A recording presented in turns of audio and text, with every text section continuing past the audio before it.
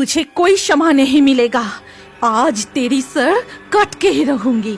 महाकाली की क्रोध देखकर सीप की बेसधारी ब्रह्मदैत्य भागने लगा और महाकाली भी अपना अस्त्र लिए उसका पीछा करने लगी। फिर अचानक ब्रह्मदैत्य फिसल के गिरते ही महेशपुर गांव में गौरी नाम की एक लड़की रहती थी। वो बहुत ही खूबसूरत और गोरी थी। उसका रेशमी बाल बहुत ही सुंदर था। इस रूप के लिए उसके घमंड भी थी। वो बचपन से ही महादेव के बड़े भक्त थे और तब से उसका एक ही सपना था कि उसे महादेव जैसी पति मिले। इसीलिए महाशिवरात्रि के अगले शाम को, कल महाशिवरात्रि है, महादेव को जल चढ़ाऊंगी और प्रार्थना करूंगी कि उसकी तरह ही मुझे एक पति मिले। लेकिन कल तो मंदिर में बहुत भीड़ होगी। अगर सब एक साथ बाबा से प्रार्थना करेंगे तब मेरी प्रार्थना वो सुन नहीं पाए तो आज रात को ही मैं मंदिर चली जाती हूँ। ये कहकर गौरी उसी रात जंगल के शिव मंदिर के लिए रवाना हो गई। लेकिन वो जंगल बहुत ही घना था और एक शमशान को भी पार करके जाना पड़ता था। ज्यादातर रात के अंधेरे में उस तरफ कोई नहीं जाता था। लेकिन गौरी शिव की नाम जपते हुए मंदिर की तरफ जाती है। ओम नमः शिवाय, ओम नमः शिवाय, ओम नमः शिवाय। अरे बाप रे, मुझे एक अजीब सी अनुभव हो रही है। चारों ओर अंधेरा है। इधर उधर से लोमड़ी की आवाज सुनाई दे रही थी। कुछ दूर जाते ही एक काली बिल्ली उसका रास्ता काट गई। गौरी बहुत ही डर जाती है। तभी उसे सुनाई देती है एक पायलों की आवाज।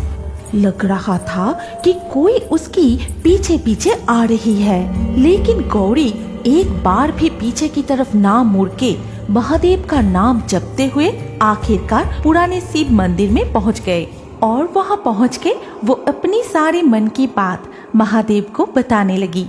हे महादेव, मैं इतनी रात को जंगल पार करके आपके पास आई हूँ सिर्फ मेरी मन की बात बताने के लिए। लेकिन आप तो मेरी कहाँ सुनते ही नहीं कि मुझे भी आप जैसा पति मिले। लीजिए, ये सारी चीज मैं आपके लिए लाई हूँ।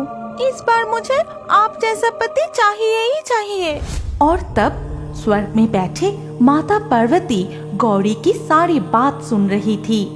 ये सब सुन के माता मन ही मन कहती है, चाहत तो देखो, शिव की जैसा पति चाहिए। न जाने क्यों सबका नजर मेरे पति पर ही है।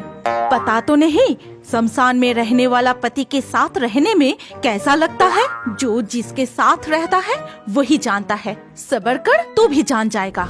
लेकिन इस पुराने शिव मंदिर के पास बेल के पेड़ पर बैठे एक ब्रह्मदैत्य पैर झुला रहा था और वो भी गौरी की सारी बात सुन लेता है।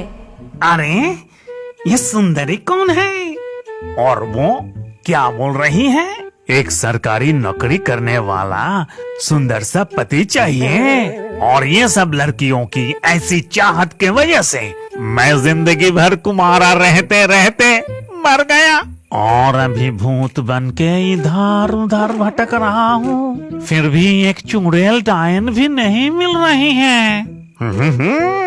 अभी मैं इस सुंदरी से शादी करूँगा। ये कहकर ब्रह्मदैत्य ने अपना रूप बदल लिया और एक सुंदर धनी युवक का रूप धारण कर लिया और गौरी मंदिर से बाहर निकलते ही वो उसे कहता है, ए सुंदरी, जरा रुको तो, तुमसे कुछ जरूरी बात करना है। गौरी पीछे मुड़कर देखती है और वो उस लड़का को देखकर मंत्रमुग्ध हो जाती है। कौन है आप? मैं तो आपको पहचाना नहीं। क्या आप मेरे पीछा तो नहीं कर रहे थे? मेरा नाम है कैलाश। मैं उस गांव का जमींदार परिवार से हूँ। अभी तो मैं शहर में रहता हूँ और इस रास्ते से ही मैं पुरानी घर की तरफ जा रहा था। तब तुम्हें देखते ही मैं तो पूरा फिदा हो गया। क्या तुम मुझसे शादी करोगी?